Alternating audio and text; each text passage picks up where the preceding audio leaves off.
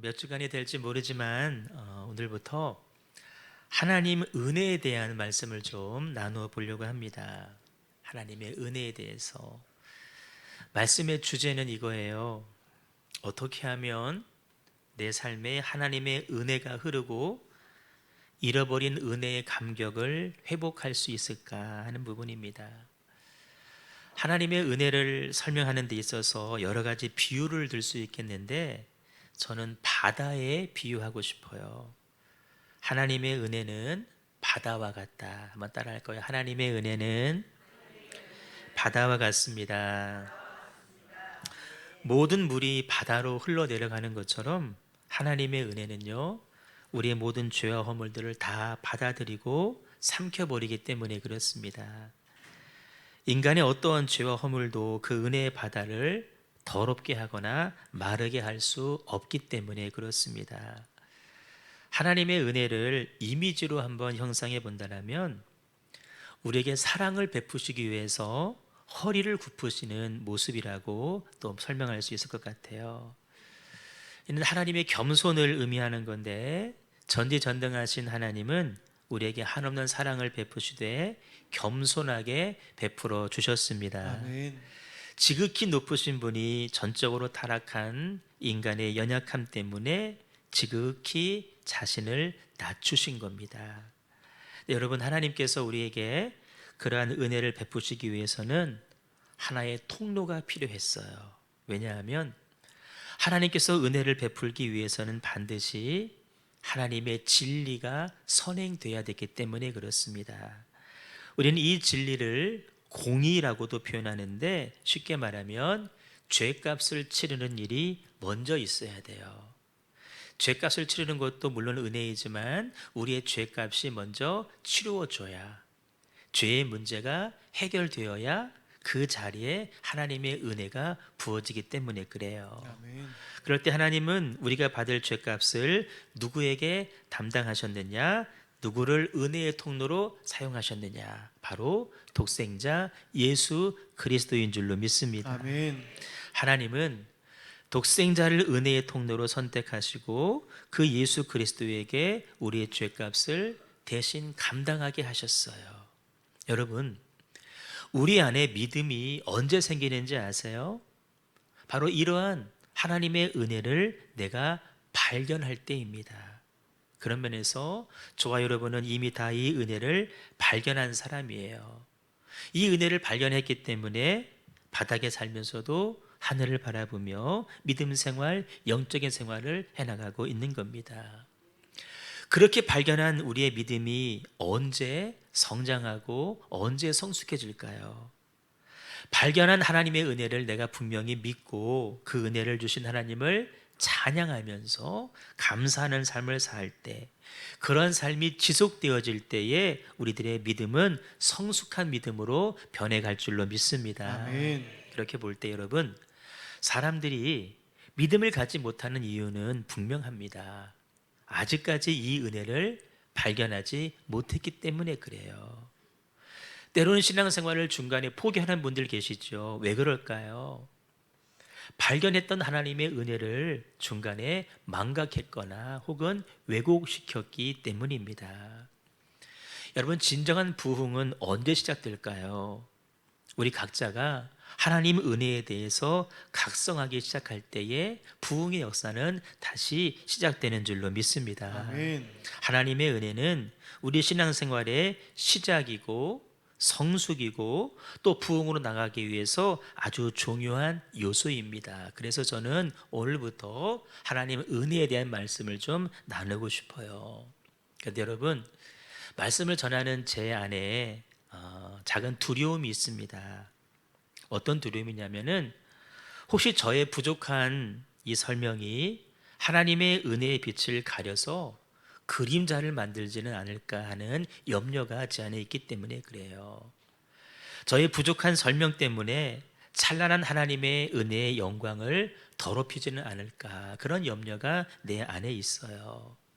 하지만 저는 이 말씀을 전하기로 마음을 먹었습니다. 왜냐하면 성령께서 저에게 주신 감동이 여러분들에게도 동일하게 임할 것을 믿기 때문에 그렇습니다. 아멘.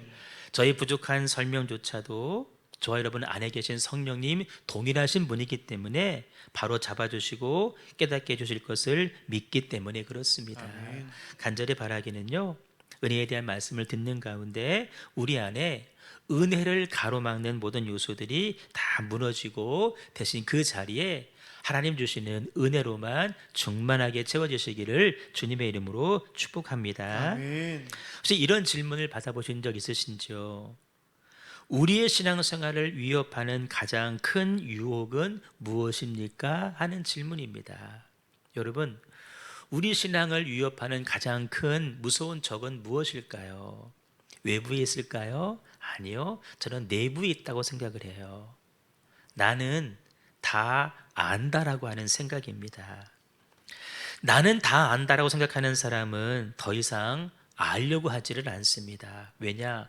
다 안다고 믿기 때문에 그래요. 그래서 누구의 말도 들으려고 하지를 않습니다.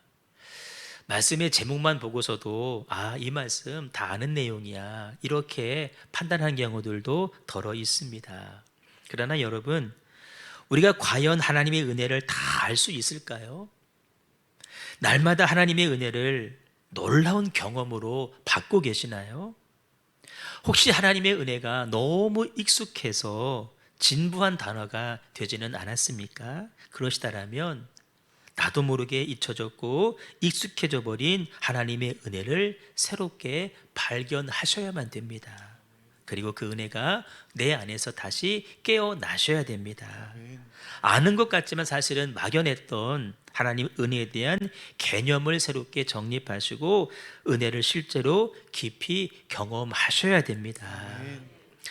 우리가 받은 구원을 과거, 현재, 미래라고 하는 시간적인 차원에서 구분해 본다면 칭의와 성화와 영화로 구분할 수가 있습니다. 지난주도 말씀드렸지만 칭의는 과거에 이미 이루어진 일입니다. 죄 있던 나를 죄 없다라고 이미 과거에 인정해 주셨습니다. 그런가 하면 성화는 현재 이루어지는 일입니다. 우리가 오늘 조금씩 예수님을 닮아가며 주님의 성품으로 주님의 거룩을 지금 조금씩 닮아가고 있죠. 지금 벌어지는 일입니다. 그러면 영화는 무엇일까요? 영화는 우리가 미래에 그리스도처럼 변화되는 것을 의미합니다. 그런데 보세요. 우리가 이미 받은 칭이 나의 노력이나 나의 공로로 된 것이 아님을 우리가 인정합니다.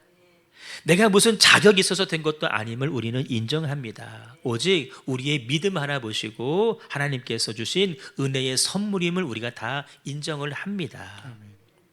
미래에 이루어질 성화도 마찬가지예요. 우리의 노력이 아닌 하나님의 은혜로 내가 주님처럼 될 것이다, 우리가 분명히 믿고 인정을 합니다. 그런데 여러분, 이상하리만치 성화되어가는 현재 우리들의 삶의 변화에 대해서는 우리가 그렇게 생각하지를 않습니다. 은혜로 거룩하게 되고 은혜로 변화되고 은혜로 예수님을 닮아간다라고 생각하지 않습니다. 내 앞에 닥친 죄의 유혹이 있잖아요. 그 유혹마저도 은혜로 이겨야 되는데 내 힘으로, 내 의지로, 내 결단으로 이기려고 합니다. 나의 행위를 근거로 해서 하나님과 관계를 맺어가려고만 합니다. 왜 그런지 아세요? 현대인들이 가지고 있는 알량한 자존심 때문입니다.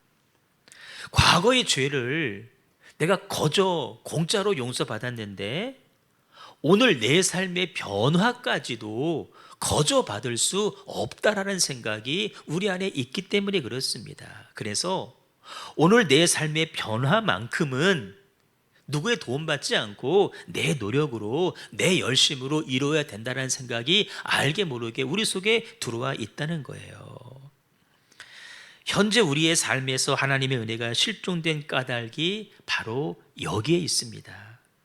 우리의 신앙이 더 견고해지지 못하는 이유가 바로 여기에 있어요. 삶 가운데 하나님의 풍성한 은혜를 다 경험하지 못하는 이유도 바로 여기에 있습니다. 여러분, 죄의 용서가 내 노력으로 된 것이 아닌 것처럼, 예수님처럼 변화될 것도 내 공로로 되는 것이 아닌 것처럼, 오늘 저와 여러분의 삶의 변화 역시도 주님 닮은 성품으로 변화되는 건 역시도 우리의 의지나 우리의 애씀이나 우리의 노력이 아니라 전적으로 하나님의 은혜로 변해갈 줄로 믿습니다. 아멘. 우리의 칭의가 그런 것처럼, 우리 영화가 그랬던 것처럼 오늘 우리들의 삶을 새롭게 만들어가는 것은 나의 노력이 아닌 철저한 하나님의 은혜로 이루어지는 것이다. 여러분, 이 사실 우리가 분명히 믿고 인정하셔야 돼요. 그래야 오늘 현재의 삶이 은혜의 삶으로 회복될 수 있는 것입니다. 아멘. 사도 바울의 모든 서신을 보시면 언제나 첫머리에 은혜와 평강을 기원한다라고 인사말을 하고요, 마지막에 보시면 하나님의 은혜가 여러분들과 함께 하기를 원합니다라고 축복으로 마무리를 짓습니다. 이렇게 은혜와 평강은 주 예수 그리스도를 통해서 우리에게 주어지는데, 여러분 궁금하죠? 우리 삶에 은혜와 평강을 주시는 예수님은 도대체 어떤 분이실까? 예수님을 설명하는 데 있어서 수많은 단어가 열거될 수 있습니다. 그 가운데 저는 이 두 단어로 예수님을 설명하고 싶어요. 바로 은혜와 진리입니다. 따라요. 은혜와 진리. 오늘 읽은 요한복음 본문에 보셔도 예수님을 이 은혜와 진리로 설명하고 계십니다. 말씀 보시면 말씀이 육신이 되어서 우리 가운데 거하셨다 그랬습니다. 요한복음 1장 1절에 보시면 태초에 말씀이 계셨대요. 그 말씀이 하나님과 함께 계셨대요. 근데 그 말씀이 곧 하나님이시래요. 따라 말씀은 하나님이십니다. 증거되는 말씀이 곧 하나님이고 기록된 말씀이 하나님이신데, 말씀이 육신이 되어서 우리 가운데 오셨다라고 말씀하셔요. 육신을 입고 오신 하나님, 우린 그분을 가리켜서 예수님이라고 이야기를 하는데, 중간에 보시면 그 예수님은 은혜와 진리가 충만하다라고 말씀을 하고 계시고, 끝에 보시면 은혜와 진리는 예수님으로 말미암아 온 것이다라고 말씀해 주고 있습니다. 우리가 주목할 것은 끝에 있는 부분이에요. 은혜와 진리가 예수 그리스도에게로 말미암아 온다, 주어진다는 거예요. 여러분, 온다, 주어진다는 의미인데 굳이 문법으로 분석해 보면은 이 말은 동사입니다. 주는 거예요. 주어지는 거예요. 우리말에도 보시면 동사에는 시제가 있어요. 예를 들어서 과거는 왔다입니다. 현재는 온다, 오고 있답니다. 미래는 올 것이다입니다. 근데 우리말에서는 이렇게 시제는 있지만 한 사람이 오든 두 사람이 오든 그 표현은 똑같아요. 내가 간다, 우리가 간다, 내가 왔다, 우리가 왔다. 단수든 복수든 표현은 똑같아요. 그런데 신약 성경을 기록한 헬라어에서는 그것이 단수냐 복수냐에 따라서 또 표현이 달라지게 됩니다. 무슨 말이냐면 은혜와 진리가 주어진다라고 했어요. 은혜와 진리 두 개로 보이죠. 복수입니다. 그러면 당연히 복수 동사를 사용해야 돼요. 그런데 성경 원문을 한번 자세히 보시면 복수 동사가 아니라 단수 동사를 쓰고 있다는 거예요. 무슨 말일까요? 성경에서는 은혜와 진리를 하나로 본다는 거예요. 따라요. 은혜와 진리는 하나입니다. 바로 여기서 중요한 차이가 생겨요. 여러분, 우리가 지금까지 신앙생활을 어떻게 했는지 아세요? 우리는 은혜와 진리를 공이라고도 표현할 수 있는데, 은혜와 공의를 우리는 구분해서 별도의 것으로 생각을 했습니다. 그래서 은혜는 용서해 주는 것이고 진리는 벌하는 것이다 라고 생각을 했어요. 그래서 은혜를 막 추구하다 보면 진리가 약해지고요, 진리를 추구하다 보면 은혜가 약해지는 거예요. 우리도 그러잖아요. 은혜로 덮어. 다 용서해. 막 용서만 하다 보니까 질서가 어그러지는 거예요. 막 벌하고 그랬더니 또 너무 냉랭해지고 무서워지는 거예요.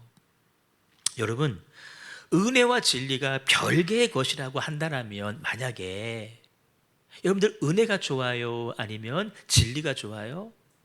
당연히 은혜가 좋죠. 왜냐하면 지은 죄가 많잖아요. 그게 용서받는 게 여러분 얼마나 좋아요. 아유, 공의는 싫어요. 그러면 여러분 이렇게 물어볼게요.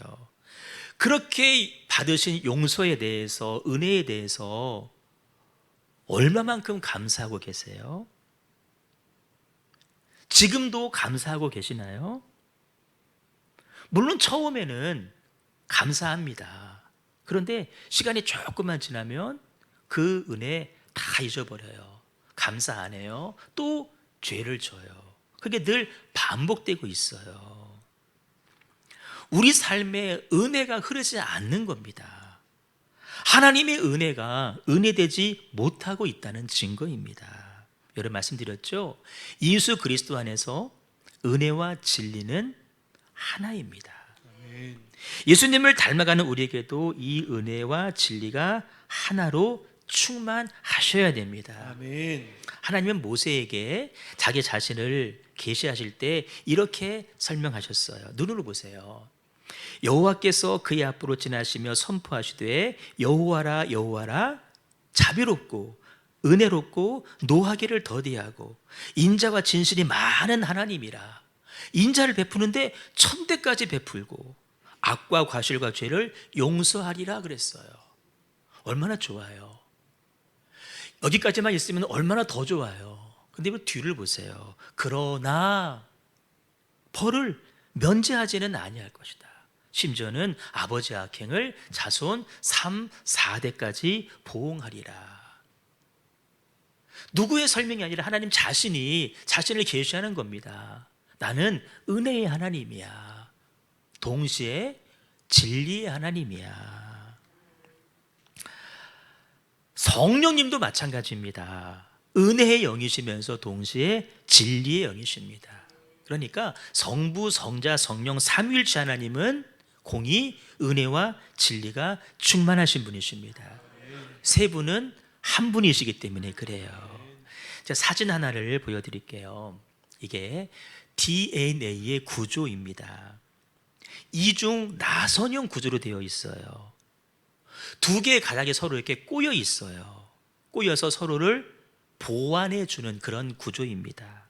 두 개이면서 하나입니다. 우리 영적인 DNA도 마찬가지예요.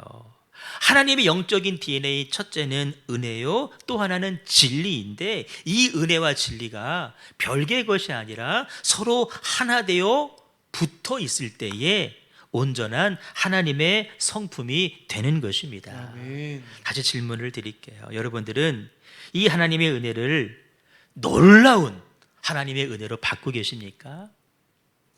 만약 그렇지 않다면 왜 하나님의 은혜가 놀랍지 않을까요? 한쪽만 바라봤기 때문입니다. 뭘 바라보셨어요? 죄의 용서의 은혜만 바라보신 거예요. 구해도 은혜만 구했기 때문에 그래요. 그래서 은혜를 입고도 금방 잊어버리는 것입니다. 은혜를 은혜되게 하는 것은 하나님의 진리입니다. 구약을 보시면 참으로 끔찍한 장면이 많이 나오죠. 예를 들어서 하나님께서 이스라엘이 여리고를 정복할 때에 남녀노소, 심지어는 가축까지 다 진멸하라고 명령을 하셨어요. 여러분, 가축까지 다 죽이래요. 사람을 다 진멸하래요. 이 말씀이 이해가 되십니까? 왜 구약은 그렇게 잔인하고 무서운 분으로 하나님을 묘사할까? 바로 이런 이유 때문에 그래요. 우리에게 베푸신 은혜가 얼마나 큰지를 보여주기 위함입니다. 하나님의 진리, 하나님의 공의를 우리가 제대로 알아야만이 예수님을 통해 주어진 십자가의 은혜가 얼마나 놀랍고 귀한지를 알기 때문에 그래요. 여러분, 구약 레위기는 제사 매뉴얼입니다. 이렇게 제사를 드려라. 매뉴얼이에요. 그런데 우리가 착각하는 게 하나 있습니다. 저도 그랬습니다. 제사를 드릴 때 우리가 짐승을 제사장에게 갖다 주기만 하면, 짐승을 끌고 오기만 하면 제사장이 나머지는 다 알아서 해주는 줄 알았습니다. 그런데 여러분, 레위기를 잘 읽어보시면 그것이 아닙니다. 제사장이 할 일과 내가 할 일이 분명히 구분되어져 있어요. 레위기 1장 1절부터 분명하게 구분을 지어놨습니다. 너희 가운데서 짐승을 잡아 나 주에게 제물을 바치는 사람은 이렇게 하라는 거예요. 제물을 가져온 사람, 네가 하라는 거예요. 제물을 끌고 온 네가 짐승의 머리 위에 손을 얹고 내 죄가 이 짐승에게 옮겨졌습니다. 하라는 거예요. 그 다음도 보세요. 그런 다음에 제물을 가져온 사람, 수송아지를 잡으려는 거예요. 네가 잡으려는 거예요. 누가 해주는 게 아니에요. 그러면 제사장은 그 피를 받기만 하는 거예요. 받아서 갖다가 뿌리는 거예요. 구분되어져 있어요. 그 다음도 마찬가지예요. 제물을 가져온 네가 가죽을 벗겨라, 고기를 저며라. 그러면 제사장들이 그 고기를 불에다가 태울 것이다. 잔인한 것은, 무서운 것은, 하깃거리한 건 다 내가 하는 거예요. 그 다음도 마찬가지예요. 제물을 가져온 사람 네가 내장도 바르고 다리를 물에 씻으라는 거예요. 그러면 제사장은 그것을 불의에 살기만 한다는 것이죠. 우리 생각과 정반대입니다. 여러분, 왜 이런 끔찍한 일을 하나님은 우리 보고 직접 하라고 하셨을까요? 죄가 얼마나 끔찍한 일인지를 우리로 하여금 알게 하기 위함입니다. 내가 짐승을 잡으면서 가죽을 벗기고 각을 떼면서 내장을 바르면서 속으로 내가 죽어야 되는데 내 대신에 이 짐승이 죽는구나, 그걸 바라보면서 다시는 죄를 짓지 말아야지, 그걸 생각하라는 거예요. 더 나아가서요, 짐승을 끔찍하게 죽이는 제사를 경험해야만이 다시는 피의 제사를 드릴 필요가 없는 예수님의 십자가 은혜를 경험할 수 있기 때문에 그래요. 여러분, 죄를 지을 때마다 짐승을 잡아야 돼요. 죄를 우리가 1년에 얼마나 많이 져요. 매일 잡아야 돼요. 그런데 그 고통스러운 일을 이제 내가 안 해도 돼요. 왜? 나 대신에 예수님께서 십자가에서 피 흘려 죽어주셨기 때문에. 그 십자가의 은혜가 얼마나 귀한지를 알 수 있잖아요. 예수님의 복음이, 예수 그리스도의 십자가의 희생이 우리에게 은혜로 다가오지 않는 것은 레위기에서에 나타난 죄에 대한 하나님의 공의로운 심판을 우리가 무시하고 살았기 때문이에요. 초대교회 당시에 마르시온이라고 하는 이단이 있었습니다. 이런 말을 했대요. 구약은 믿을 필요가 없다. 구약에 나오는 하나님은 열등한 하나님이다. 구약의 하나님은 너무 잔인한 하나님이다. 신약에 나타난 예수 그리스도의 아버지, 그분만이 우리에게 은혜로우신 분이시다라고 말을 했어요. 잘못된 이야기예요. 왜 그랬을까요? 하나님의 의로우심, 진리의 성품을 이해하지 못했기 때문에 그랬습니다. 하나님을 반쪽으로만 이해한 거예요. 여러분 명심하세요. 진리의 하나님을 우리가 이해하지 못하면 하나님의 용서의 은혜도 경험하지 못하게 됩니다. 은혜가 정말 은혜가 되려면 다음에 5가지 진리가 전제돼야 돼요. 첫째는 우리 인간은 완전히 타락한 존재이며 절망스러운 존재라는 사실을 우리 스스로 인정하셔야 돼요. 로마서 말씀해 보니까 의인은 한 명도 없다 그랬어요. 우리 의인 아닙니다. 곧 죄인입니다. 그래서 여러분, 죄 앞에 우리는 절망할 수밖에 없어요. 왜? 그 죄의 문제 내가 해결 못하잖아요. 우린 절망해야 될 존재예요. 만물보다 심히 부패한 것이 우리 마음이라 그랬어요. 여러분, 겉으로 보기에는 우리가 정말 인격자처럼 보일 줄 모르지만 제 속에도 얼마나 많은 죄가 있는지 몰라요. 욕심, 음란, 미움, 시기 가득해요. 우리 사람을 바라볼 때 나는 왜 이거밖에 안 되나? 그 사람은 왜 그렇게밖에 행동하지 못하나? 그 사람 바라보면서 실망하지 마세요. 실망할 대상이 아니에요. 우리는 절망할 존재입니다. 그런데 우리가 어떻게 살고 있죠? 너무나 곧잘 나는 꽤 괜찮은 사람이야. 스스로에게 감탄을 합니다. 나는 교회 나와서 여러 가지 봉사도 하는 사람이야. 나 성경 많이 알아. 나 새벽 기도까지 해. 나 심지어 11조까지 해. 스스로를 꽤 괜찮은 사람이라고 생각을 합니다. 나는 심히 부패해서 절망해야 될 인간임을 잊어버리고 살아가는 것입니다. 우리가 그런 오류에 빠질 때 하나님의 은혜는 더 이상 은혜가 되지 않습니다. 하나님의 은혜 당연한 거지. 나는 저 복을 누릴 자격이 충분한 사람이지. 하나님의 은혜 당연한 거야. 아닙니다, 여러분. 인간은 스스로 자신을 구원하지 못한다는 사실을 우리가 인정하셔야 됩니다. 아멘. 제가 사진 한 장 보여드릴게요. 그랜드 캐년입니다. 저는 실제로 여길 가본 적이 있어요.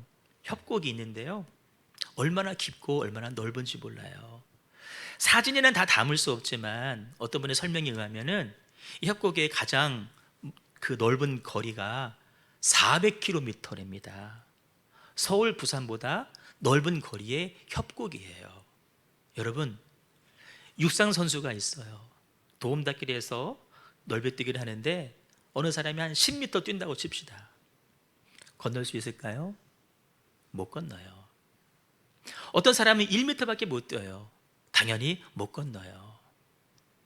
1m를 뛰든 10m를 뛰든 아무도 협곡을 건널 수 없습니다. 마찬가지예요.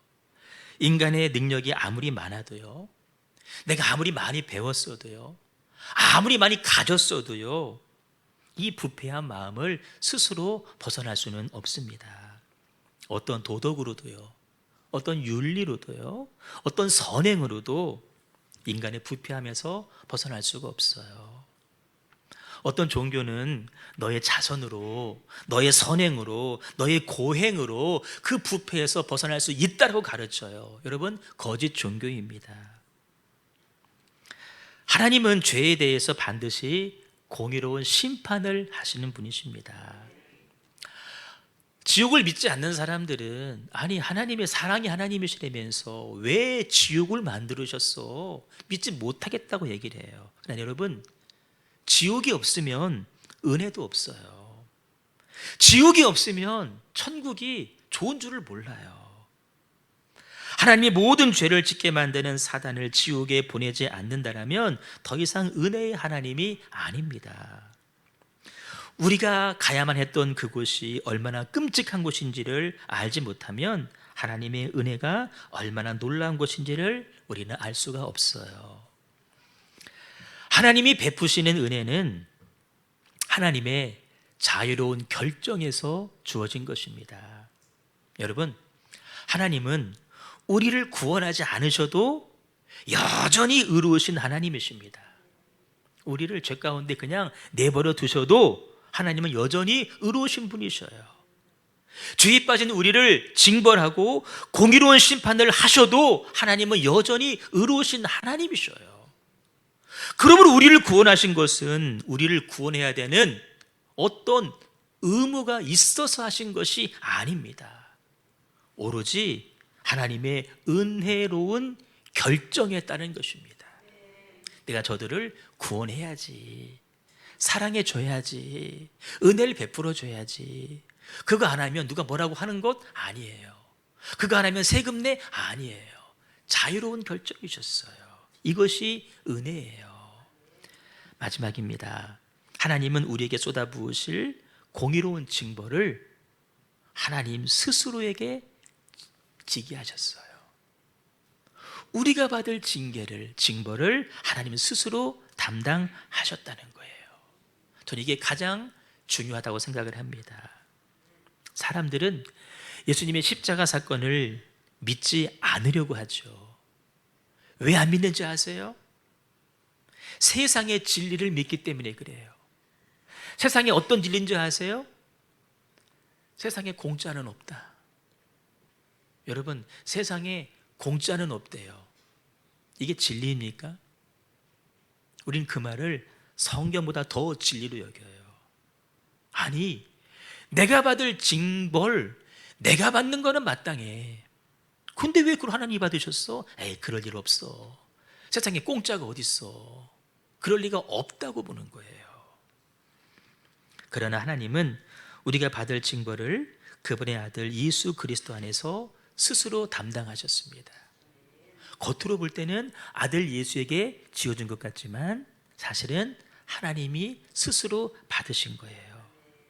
그로 인해 우리는 값없이 죄값을 치렀고 용서받을 수 있게 하셨습니다. 하나님은 저와 여러분의 행위에 따라서 우리를 처벌하지 않으십니다. 만약 우리의 행위를 따라서 처벌했다면 저부터 벌써 죽고 없습니다. 하지만 우리가 예수님을 믿고 의지하면 하나님은 값없는 은총으로 우리를 붙잡아 주십니다. 여러분, 이것이 믿어질 때, 이 진리가 우리 삶을 사로잡을 때 우리는 은혜로 살아가는 인생이 될 줄로 믿습니다. 많은 사람들이요, 은혜라고 말하면 모든 죄와 허물을 그냥 덮어주는 것으로 이해합니다. 물론 덮어주는 거예요. 하지만 그 반쪽만 보기 때문에 그 은혜가 오래가지 못하는 거예요. 금세 불평이 나오는 거예요. 진짜 은혜는 뭔지 아세요? 은혜를 덮어버리거나 무시하는 것이 아니라 진리를 드러내는 것이 은혜입니다. 그러므로 진리를 외면하면 은혜는 사라져요. 은혜가 은혜되지 못하는 것은 진리가 진리되지 못했기 때문입니다. 말씀을 정리합니다. 정말 중요한 사실이죠. 이 은혜를 주시기 위해서 하나님께서는 너무나 많은 희생을 감수하셨습니다. 우리의 죄를 덮기 위해서 너무나 많은 고통을 견디셔야 됐습니다. 아들의 절규, 아버지, 하실 수만 있으면 이 잔을 내게서 옮겨주세요. 나 그 고통 안 받게 해주세요. 하나님 고개를 돌리셨어요. 아들의 절규를 애써 외면하셨어요. 아들의 절규, 아들의 아픔은 아비의 아픔이에요. 아브라함이 이삭을 제물로 바칩니다. 이삭 바치는 게 아니에요. 자기 자신을 제물로 바치는 거예요. 똑같은 모습이에요. 우리 그러잖아요. 아이들이 아플 때 차라리 내가 아팠으면 좋겠다. 하나님의 그 엄청난 희생과 아픔과 고통이 있었기 때문에 우리가 은혜를 입은 거예요. 여러분, 그 은혜를 값싼 은혜로 전락시키시면 안 돼요. 덮어주는 것도 은혜이지만 그 은혜가 있기 위해서는 독생자 아들 예수를 내어주시는 하나님의 희생이 있었기 때문에 그 은혜를 누리는 거예요. 여기까지 가야 우리들의 삶 가운데에서 은혜를 잊어버리지 않고 감사하며 살게 돼요. 내 안에서 은혜가 막히지 않고 흘러가게 되는 거예요. 저는 간절히 소망합니다. 여러분의 삶 가운데 이 은혜로만 날마다 충만할 수 있기를 주님의 이름으로 축복합니다. 하나님의 은혜를 은혜되게 하시는 저 여러분 꼭 되시기를 주님의 이름으로 축복합니다. 우리 찬양 드리겠습니다. 이 땅 위에 오신 하나님의 본체, 영이시고 말씀이신 하나님이 왜 이 땅에 오셨어요? 왜 육신 가지고 오셨어요? 우리에게 은혜를 베푸시기에 오셨어요. 그 아버지의 사랑에 대해서 감사합니다. 기억하겠습니다.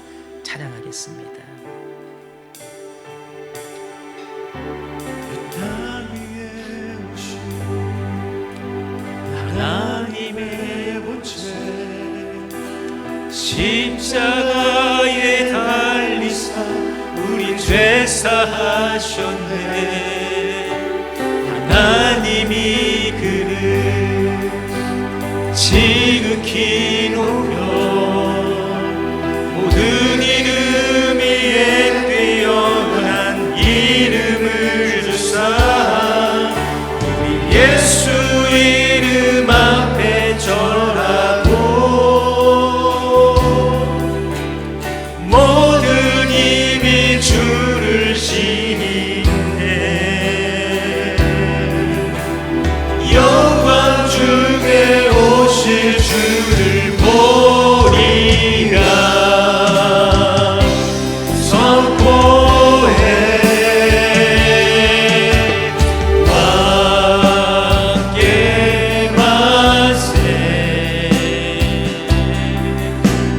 존귀와 위엄을 찬양해 왕의 왕께 반세 주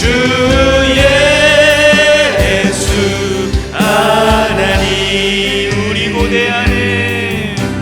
우리 고대 안에 주님 오실 그날 다시 사신 왕의 영광 이 땅을 비추네 사단의 거세는 주 앞에 무너져 생명과 진리의 주 권세 가장 높도다 우리 예수 이름 앞에 절하고 모든 힘이 주를 시네 영광 중에 오실 주를 보리라 선포해 왕께 만세 존귀와 위엄을 찬양해 왕의 왕께 만세 주 예수 하나님 우리 고대 안에 주님 오실 그날 다시 사신 왕의 영광 이 땅을 비추네 사단의 권세는 주 앞에 무너져 생명과 진리의 주 권세 가장 높도다 예수 이름 앞에 절하고 모든 힘이 주를 시네 영광 중에 오실 주를 보리라 선포해 왕께 만세 존귀와 위엄을 찬양해 왕의 왕께 만세 주 예수 그 아버지의 사랑을 노래하며 아버지 사랑 내가 노래해 아버지 사랑 내가 노래해 아버지 은혜를 내가 노래하며 아버지 은혜 내가 노래해 그 사랑 변함없으신 거짓없으신 성실하신 그 사랑 상한 갈대 꺾지 않으시고 거저가는 눈물도 끄지 않으시고 꺼져가는 눈불 끄지 않는 사랑 그 사랑 변함없으신 거짓없으신 성실하신 그 사랑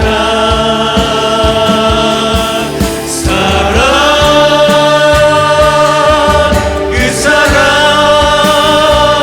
날 위해 죽으신 날 위해 다시 사신 예수 그리스도 다시 오실 그 사랑 죽음도 생명도 천사도 하늘의 어떤 곳에도 끊을 수 없는 영원한 그 사랑 예수 그 사랑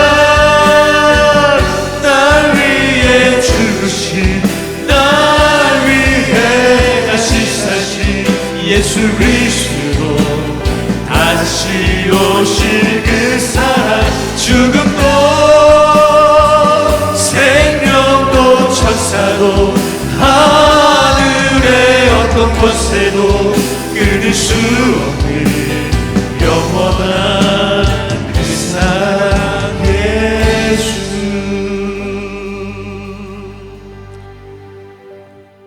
여러분, 이 땅을 살아가면서 우리가 잊지 말아야 될 것은 하나님의 은혜입니다. 근데 우리는 지금까지 반쪽짜리 은혜만 알았어요. 용서해 주신 은혜만. 그 은혜만 구했잖아요. 좋아요. 구해야 돼요. 받으셔야 돼요. 그런데 여러분, 그러다 보니까 그 용서의 은혜마저도 잊고 살아가요. 감사 못해요. 아니, 감사 안 하는 정도를 넘어서서 하나님 없다고도 말아요. 불평해요. 원망해요. 심지어는 신앙조차도 포기하려고 해요. 죄 용서의 은혜를 알기 위해서는 여러분, 그 은혜를 베풀기 위해서 도생자 예수를 내어주신 하나님의 희생을 아셔야 돼요. 자기 자신을 십자가에 내주신 주님의 고통을 여러분 아셔야 돼요. 그거 먼저 아셔야 돼요. 그래야 죄 용서의 은혜를 알 수 있어요.